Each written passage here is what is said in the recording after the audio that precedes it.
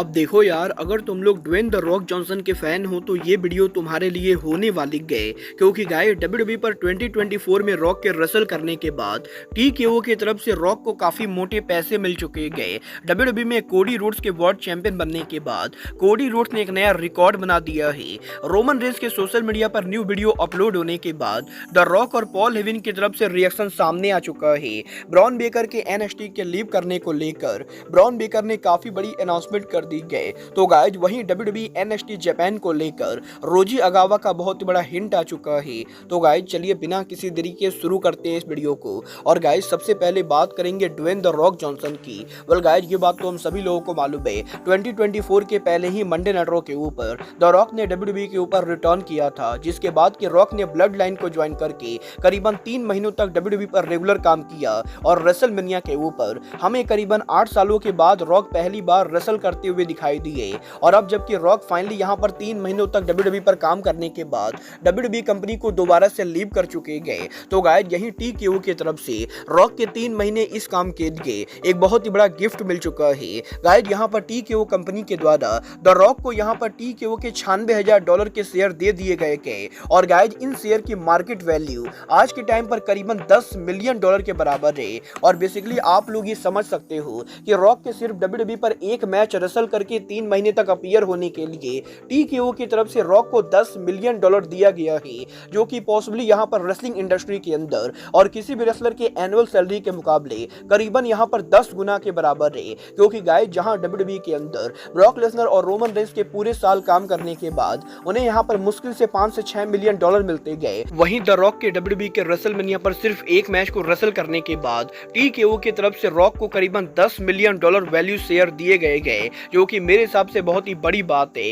Well देखना बहुत ही दिलचस्प होने वाला है कि Dwayne the Rock Johnson WWE पर उनका अगला रिटर्न कब करते गए। बट गाइस जहां तक बात रही रेसलमेनिया पर हुए मैच की, तो गाइस यही रेसलमेनिया पर रोमन के कोडी से टाइटल को हार जाने के बाद जब रोमन रेंस ने कल यहां पर सोशल मीडिया के ऊपर जिम के अंदर से उनका वीडियो रिलीज किया, तो गाइस रोमन रेंस की ट्रेनिंग वीडियो के ऊपर पॉल हेवन और रॉक का रिएक्शन सामने आ चुका है, जहां पर पॉल हेवन सिंपली कमेंट करके ये लिखते गए कि रोमन रेंस अब भी यहां पर उनके ट्राइबल चीफ है और वो यहां पर उनके ट्राइबल चीफ को एक्नॉलेज करते गए। जहां पर पॉल हेवन के इस कमेंट के बाद बैक टू बैक रॉक यहां पर कमेंट करते गए और वो यहां पर ये कहते गए कि रोमन रेंस जिस जिम के अंदर ट्रेनिंग कर रहे गए, रॉक यहां पर उस जिम को काफी बढ़िया तरीके से जानते गए और रॉक यहां पर रोमन रेंस की ट्रेनिंग को देखकर काफी हैप्पी गए। और कुछ इस तरीके से रॉक और पॉल हेवन के द्वारा रोमन रेंस को एक्नॉलेज किया जा रहा है, जिसका मतलब ये बिल्कुल ही क्लियर है कि डब्ल्यूडब्ल्यूई के अंदर रोमन के टाइटल को हार जाने के बाद भी अब भी यहां पर ब्लड लाइन एक साथ है और पॉसिबली डब्ल्यूडब्ल्यूई के अंदर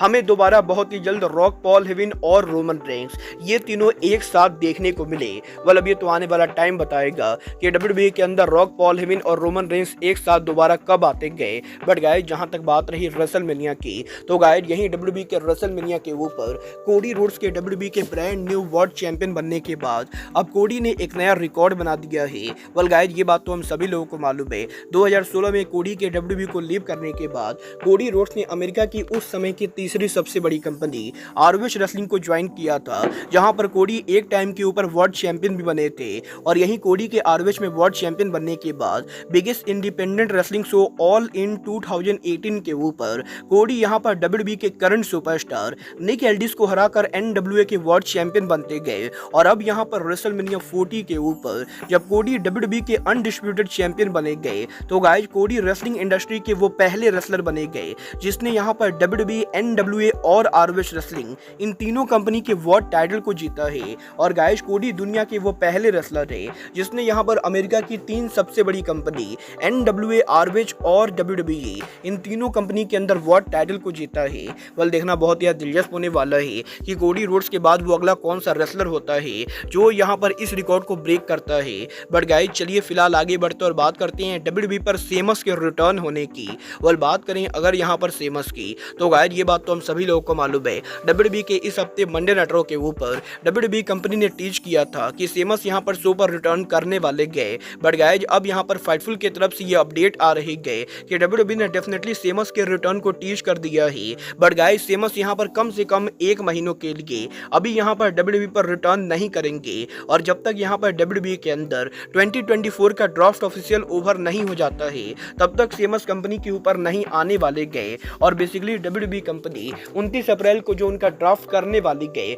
उसी ड्राफ्ट के अंदर डब्ल्यूडब्ल्यूई कंपनी ये रिवील करेगी कि सेमस रॉ और स्मैकडाउन में कौन से ब्रांड पर काम करेंगे। और गाइस पॉसिबली डब्ल्यूडब्ल्यूई के अंदर अब यहाँ पर सेमस सीधे आपको मई में रिटर्न करते हुए दिखाई देंगे। वेल देखना बहुत ही दिलचस्प होने वाला है कि सेमस यहाँ पर डब्ल्यूडब्ल्यूई पर रिटर्न करके पहली राइवलरी किससे करते गए। बट गाइस जहां तक बात रही रिटर्न और डेब्यू करने की, तो यहीं लास्ट नाइट डब्ल्यूडब्ल्यूई के एनएक्सटी के ऊपर ब्रॉन बेकर के एनएक्सटी के टैग टीम चैंपियनशिप को हार जाने के बाद, शो के ऑफ एयर जाने के बाद ब्रॉन बेकर ने उनका प्रोमो कट किया, जिस प्रोमो के अंदर वो यहाँ पर शॉन माइकल और डब्ल्यूडब्ल्यूई के फैंस को थैंक यू करते गए और वो यहाँ पर ये कंफर्म करते गए कि उनके यहाँ पर टैग टाइटल को हार जाने के बाद अब वो यहाँ पर डब्ल्यूडब्ल्यूई के एनएक्सटी को लीव कर रहे गए और वो यहाँ पर फुल टाइम मेन रोस्टर को ज्वाइन कर रहे गए। और ब्रॉन बेकर उनके प्रोमो के अंदर काफी ज्यादा इमोशनल बातें करते हुए ये कंफर्म करते गए कि अब वो दोबारा एनएक्सटी के ऊपर काम नहीं करेंगे। वेल देखना बहुत ही दिलचस्प होने वाला है कि ब्रॉन बेकर के एनएक्सटी को लीव करने के बाद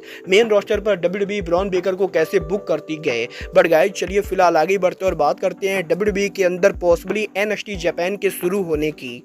वेल गाइज ये बात तो मैंने आपको ऑलरेडी एलीट मेनिया चैनल के ऊपर बता रखी गई कि डब्ल्यूडब्ल्यूई के एनएक्सटी स्टैंड डिलीवर के ऊपर हमें यहाँ पर जापानी सुपरस्टार गोलिया देखने को मिली और गोलिया के साथ साथ स्टारडम रेसलिंग के फॉर्मर ओनर रोजी अगावा भी डब्ल्यूडब्ल्यूई के शो पर अपीयर हुए थे। और गाइज यहीं अब रोजी अगावा ने यह कंफर्म कर दिया है कि जब यहाँ पर रोजी अगावा डब्ल्यूडब्ल्यूई के शो पर अपीयर हुए थे तो रोजी अगावा ने बैक स्टेज के ऊपर डब्ल्यूडब्ल्यूई के मैनेजमेंट ने काफी सारी लोगों से बात की और वो यहाँ पर डेफिनेटली फ्यूचर के अंदर डब्ल्यूडब्ल्यूई के साथ काम करना पसंद करेंगे। और गाइज अगर आपको नहीं मालूम है तो मैं आपको ये भी बता दूं, रोजी अगावा बहुत ही जल्द जापान के अंदर उनकी खुद की न्यू कंपनी शुरू करने वाले गए। और अब यहाँ पर इस चीज को लेकर रिपोर्ट आ रही गई कि पॉसिबली रिसेंटली रोजी अगावा और डब्ल्यूडब्ल्यूई के मीटिंग होने के बाद डब्ल्यूडब्ल्यूई कंपनी रोजी अगावा के साथ कोलैबोरेशन करके एनएक्सटी के अंदर एनएक्सटी जापान शुरू कर सकती गए। और पॉसिबली रोजी अगावा जो कंपनी शुरू कर रहे गए उस कंपनी को डब्ल्यूडब्ल्यूई के द्वारा फंडिंग दी जाएगी। और गाइज रोजी अगावा और डब्ल्यूडब्ल्यूई के मैनेजमेंट एक साथ मिलकर